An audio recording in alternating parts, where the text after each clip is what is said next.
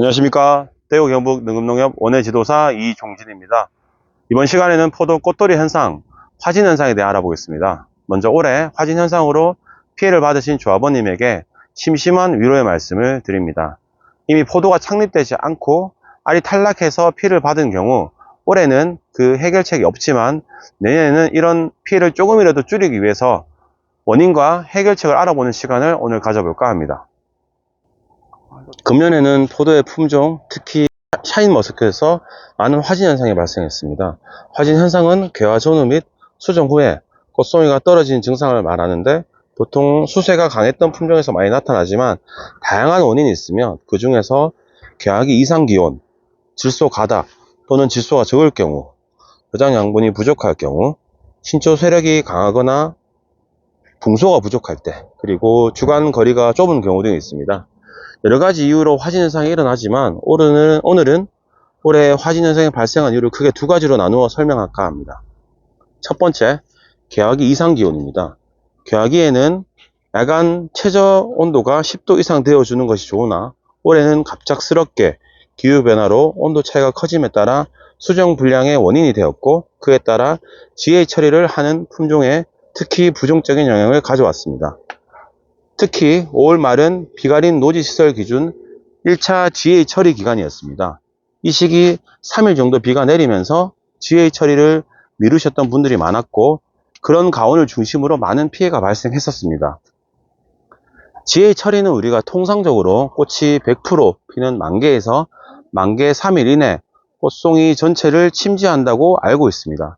소립과나 송이가 굽는 현상을 줄이기 위해 송이 끝부분까지 피고 나서 침지를 해야 하지만 올해는 꽃이 피는 기간 비가 내려 송이가 끝까지 피지 않아 GA 처리가 조금 늦었습니다. 올해의 경우는 비가 와도 GA 처리를 하셨던 분들이 조금 적게 피해를 받았던 것 같습니다.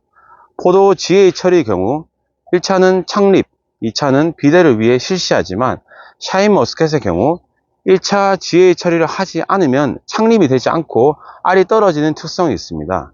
작년에 날씨가 좋았던 상황에서도 GA 무처리를 진행해 보니 창립이 좋지 않았는데 그만큼 GA 1차 처리는 창립을 도와주는 역할로 날씨로 인한 시기가 맞지 않았다고 하는 생각이 큽니다. 두 번째, 질소 과다입니다.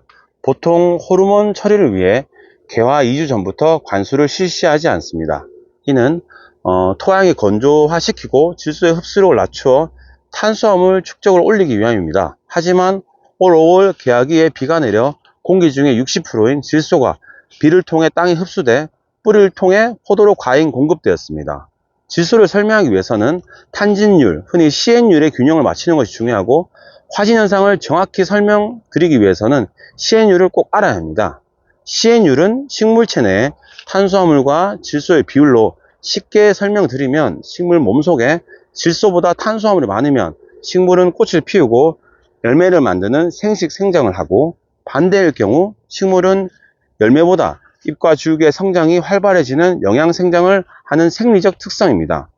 포도나무 CN율 중 탄수화물의 공급원을 말씀드리자면 첫 번째, 올해 꽃눈이 분화되고 잎 전개 3매 정도까지는 작년에 만들어진 양분으로 그 뒤 새로 나온 잎에서 만들어내진 탄수화물로 나무가 성장합니다.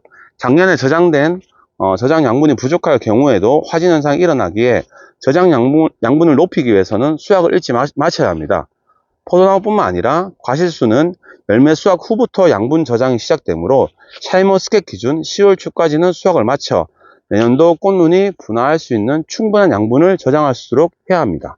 둘째, 지난해 양분으로 꽃눈이 분화되고 난 뒤 올해 충분한 탄수화물을 만들기 위해서는 일조량에 받쳐줘야 합니다. 식물은 기본적으로 햇빛이 부족하면 광합성이 떨어지고 광합성이 떨어지면 탄수화물을 만들어낼 수 없습니다.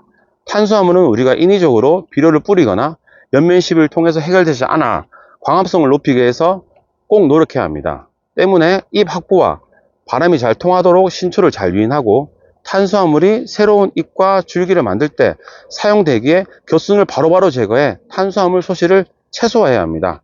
그리고 가장 중요한 개화 전 적심 작업을 통해 신초 생장을 인위적으로 멈추게 해 그 양분이 꽃과 열매에 집중될 수 있도록 해야 합니다.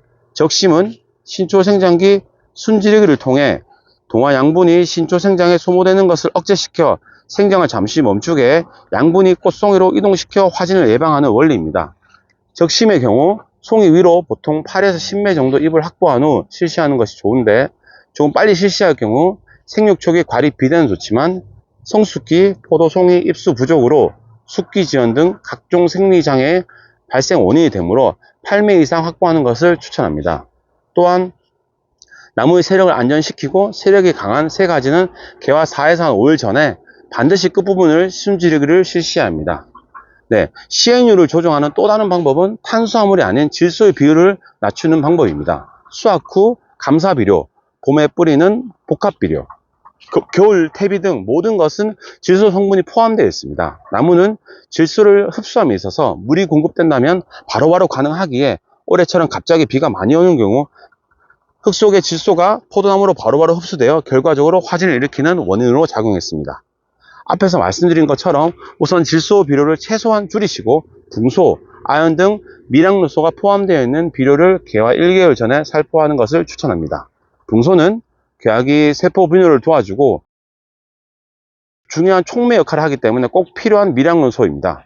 붕소가 결핍되면 개화기 화관이 정상적으로 벗겨지지 않아 비정상적인 꽃들이 만들어지고 개화 후 포도알이 떨어지거나 떨어지지 않더라도 종자가 작은 포도알이 되므로 창립이 매우 불량한 포도가 될 수 있습니다. 때문에 한 2년마다 10헥타르당 2에서 3kg 정도 붕사를 시용하시기를 추천드립니다.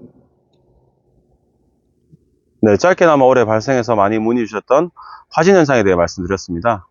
저는 요즘 항상 느끼지만 농농 지도를 하면서 농사는 자연과 하는 동업이라 생각합니다. 올해는 그 동업자와 소통이 부재로 피해를 보신 농가가 많으시리라 생각하지만 이럴 때일수록 힘내시고 내년 결실에 영향이 없도록 용농 활동에 만전을 기해야 할 것 같습니다. 감사합니다.